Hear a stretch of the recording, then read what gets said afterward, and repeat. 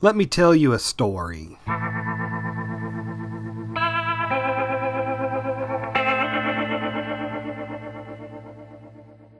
I'm just a man who wants to make sure that I can feed my family when the dark times come, when the grid goes down, and when society collapses and the grocery stores are looted and people are cutting each other's throats for a slice of bread.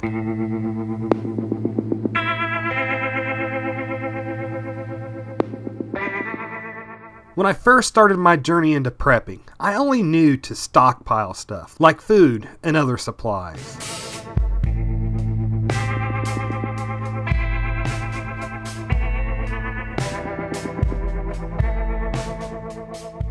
Then I realized that not only did I need to stockpile supplies, but that I also needed to learn how to be more self-sufficient and learn how to make my food renewable. I realized that if I learned how to grow my own food, that not only would I be able to feed my family after my stockpiled food ran out, but that any food that I could grow myself would actually be used to supplement my stockpiled food and make it last much, much longer.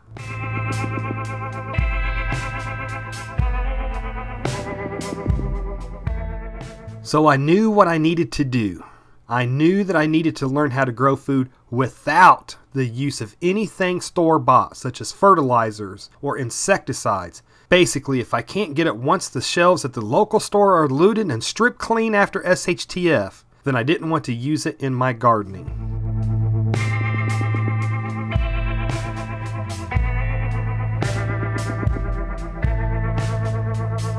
Now, many others call this type of gardening without using anything store-bought.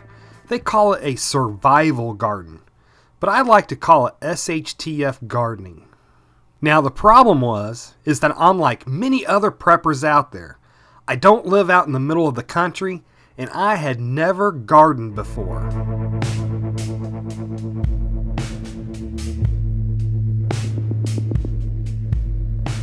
Now, I've seen where a lot of preppers have bought a couple of cans of those heirloom survival seeds, and their only plan is to store those seeds and then break them out once SHTF does happen.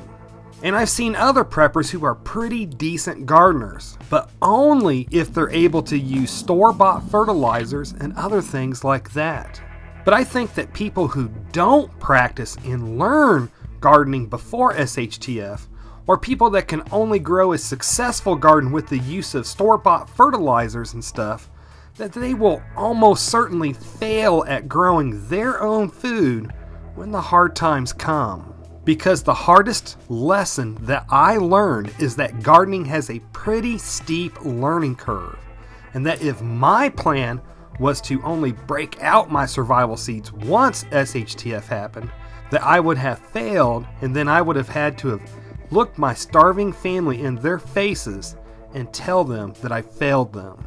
So after several years of practicing and learning gardening, and after many failures but also good successes, here are the lessons that I learned, and these lessons could save your life for when SHTF comes. So the very first year that I started gardening, I just simply went out and I tilled up some land and I planted my seeds. Now, while the garden started off great, very quickly almost all of the plants died, and I learned that I had dirt and not soil. I learned that vegetables and fruits many times need nutrient-rich soil to grow and produce food. And I saw that I was going to have to learn how to turn my dirt into a good soil for a garden in a natural way, since I was not allowing myself to use any store-bought fertilizers. I then learned that the skill of composting was something that a prepper or a survivalist must absolutely learn if they planned to garden after SHTF. And at the end of this video, I'll post a link to a video that I did that simplifies composting so you can learn just how easy it can be. But also remember that if you have any livestock such as chickens or rabbits, that their droppings can be used as a fertilizer also. And I also learned how difficult that it would be to till up a garden without the use of a motorized tiller.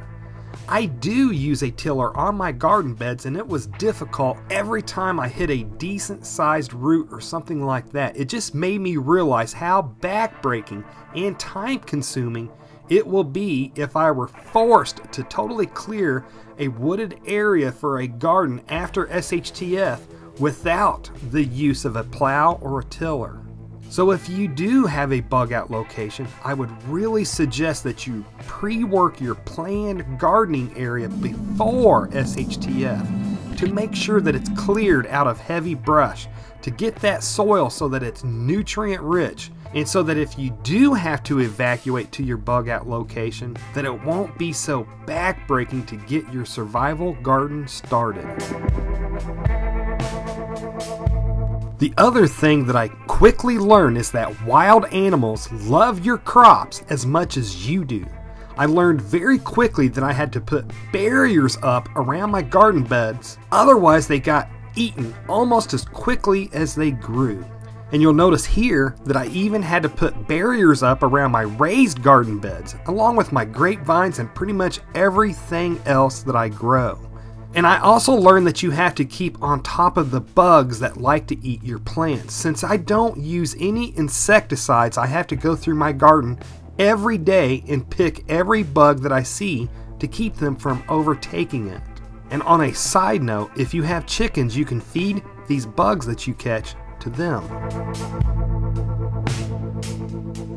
And the other thing that I learned was that you can't save the seeds from most vegetables and fruits that were grown from the typical seed packet sold in the typical store. Most of the seeds that you buy from the store are hybrid seeds, which means that they've been bred to produce bigger and better fruits and vegetables. But many times, the seeds from plants grown from hybrid seeds will not produce vegetables the following year.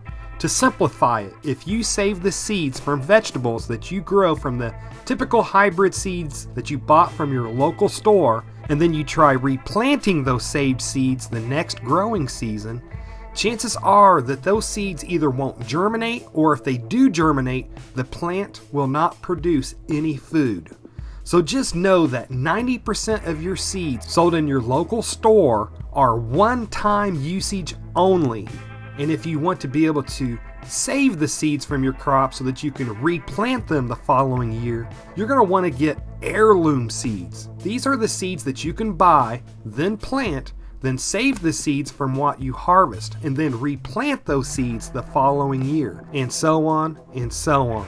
And I've also learned that not every seed can be saved and stored in the same way for replanting the following year. So this is something to research and to save for future reference. But I'm happy to report that most of my seeds that I saved from last year's garden germinated and grew new plants for me this year. I've also learned that some crops require a longer growing season than what my area provides. Now, most non-preppers make up for that by buying plants at the store that have already been started in a nursery, and then they take that store-bought plant home and transplant it into their own garden. But in my quest to be able to garden without anything store-bought, I learned that I have to make up for my shorter growing season by starting my own seedlings indoors and then letting them grow next to a window while it's still cold outside. And this is what works best for me. Instead of buying a special store-bought potting soil, I simply use the soil from my garden beds. And then in early March, I'll drop the seeds into recycled growing pots that I've saved from where other people have bought their seedlings from the store.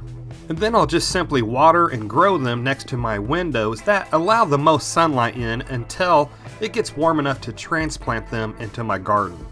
But I also learned that once you started a plant indoors, that many times you can't just transplant them into your garden once it gets warm enough outside.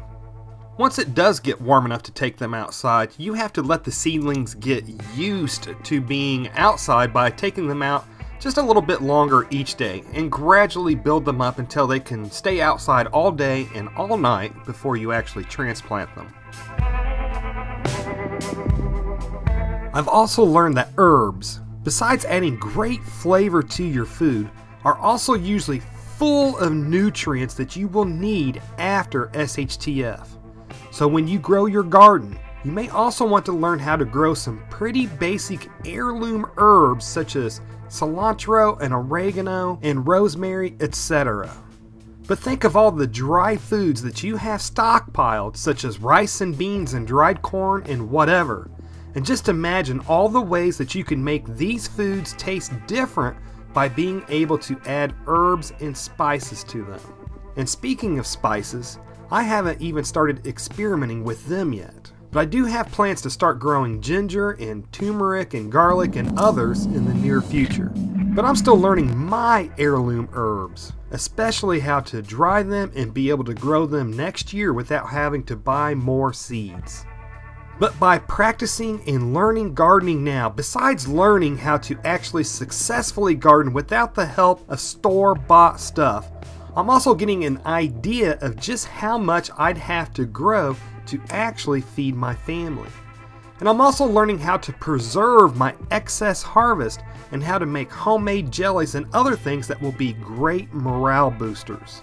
And as I've studied and learned gardening, I've also learned that there are other methods of gardening that could work after SHTF, such as back to Eden gardening or having a guerrilla garden that would actually hide your garden from anybody that happened to stumble upon your bug out location. So as I continue my journey each growing season, I'm learning more and more how I will feed my family when the store shelves are empty. And I feel better knowing that I'm not reliant on a system that's so fragile and can break down so easily. A system that could break down due to a pandemic or an EMP or an economic collapse or anything else that could disrupt that system.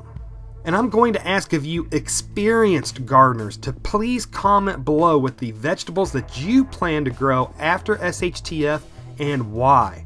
This way we can all learn from each other of what will be best to grow when the dark times come. And please heed the tips given in this video. Practice gardening now while you can still have the learning curve. Get your SHTF garden areas plowed and worked now while you have access to plows or tillers with engines. And also start getting the soil in your SHTF garden areas good and nutrient rich now. Taking these steps will probably almost certainly help save your life when society collapses. And to see how easy it is to learn how to compost so you can garden after SHTF, a link to a video showing how you can start composting yourself should be appearing in the upper right hand corner of the screen about now. And to see one of my top picks for a vegetable to grow during SHTF, a vegetable that produces a lot of food and will store for a long time without refrigeration, then click on the video to the right side of the screen. Anyways folks, if you made it this far, hey, thank you very much for watching, and I pray that you have a good night.